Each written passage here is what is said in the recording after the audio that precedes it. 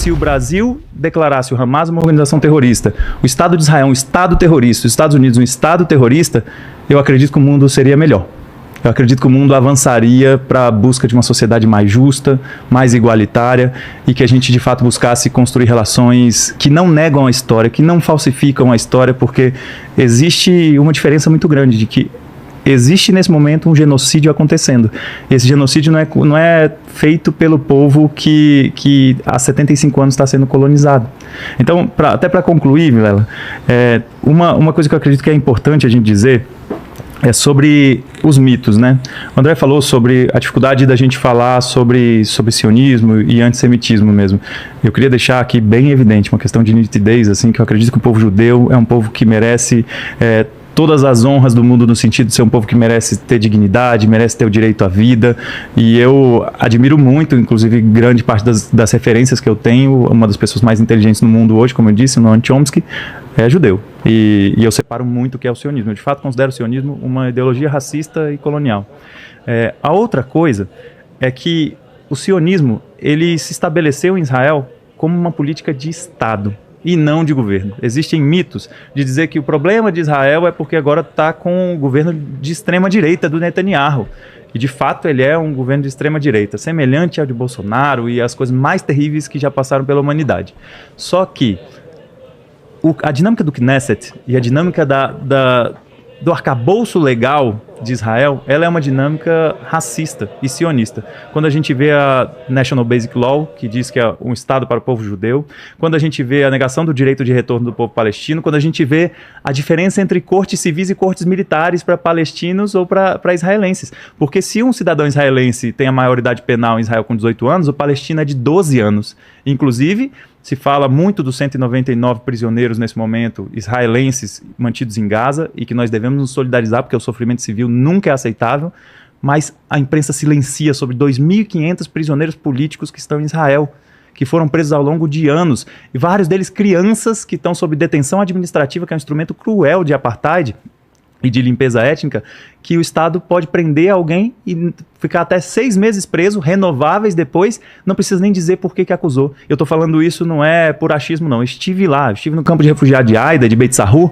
onde eu vi crianças que ficaram presas 6 meses sem saber por que foram presas, sem nunca terem recebido essa notícia. Eu estava em Ramallah, quando a cidade estava em festa, comemorando a volta da prisão da Halida Jahar, da Frente Popular de Libertação da Palestina, que era uma parlamentar, que foi presa por denunciar no parlamento a colonização e a apartheid, e foi presa porque o Estado de Israel disse que eram acusações secretas, que ela não ia saber.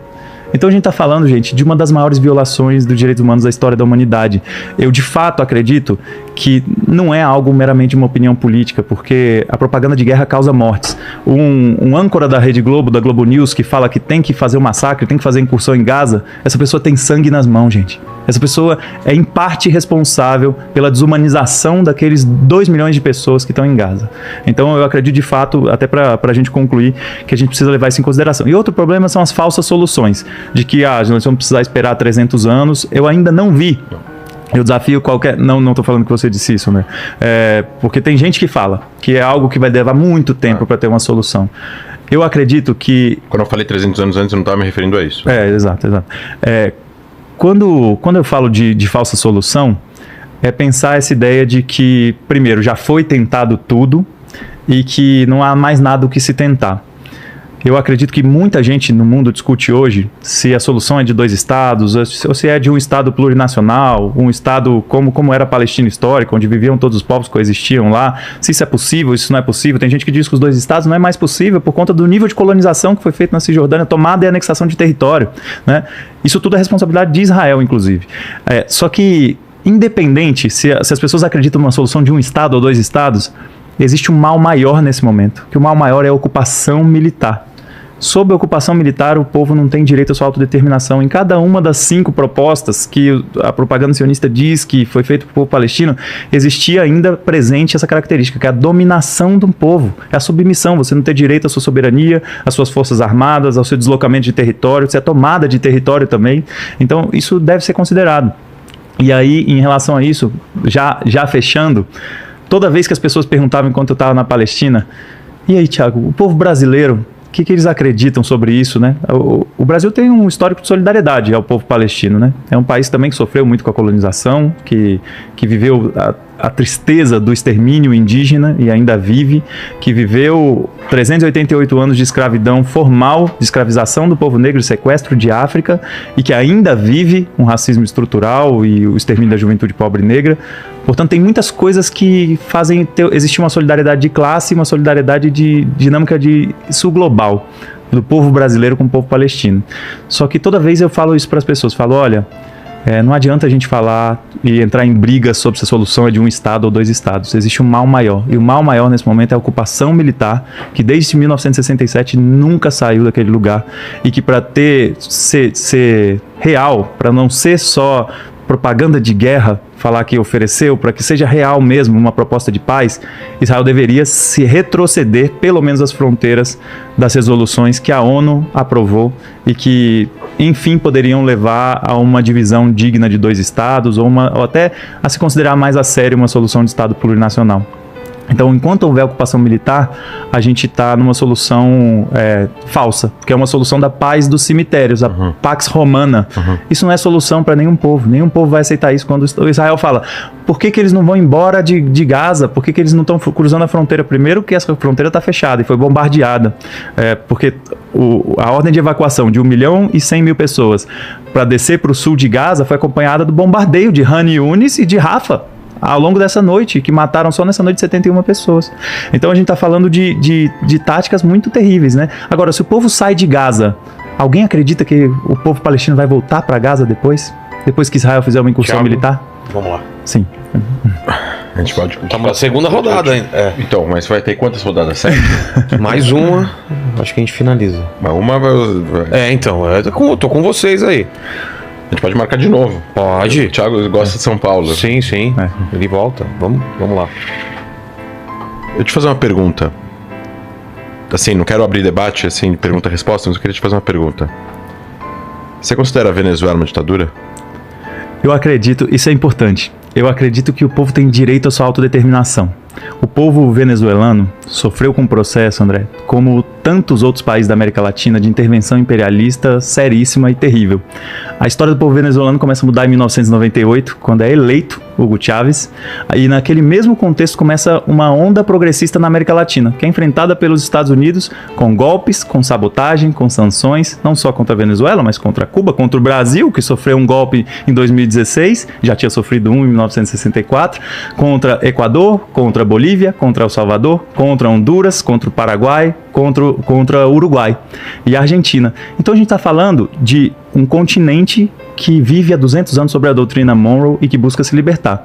Eu acredito que a Venezuela tem muitos problemas e eu não deixo de debater eles. Inclusive a gente podia fazer uma conversa só sobre Cuba e Venezuela, que são locais que é muito importante de debater. Mas minha pergunta é se você considera que a Venezuela hoje, sob o governo atual de Nicolás Maduro, é um país livre ou não é um país livre? Tem imprensa livre ou não tem imprensa livre? Eu acredito, como Cuba, que é um país que está nesse momento enfrentando o imperialismo sob uma sanção terrível, sob o ataque e sabotagem dos Estados Unidos incessante.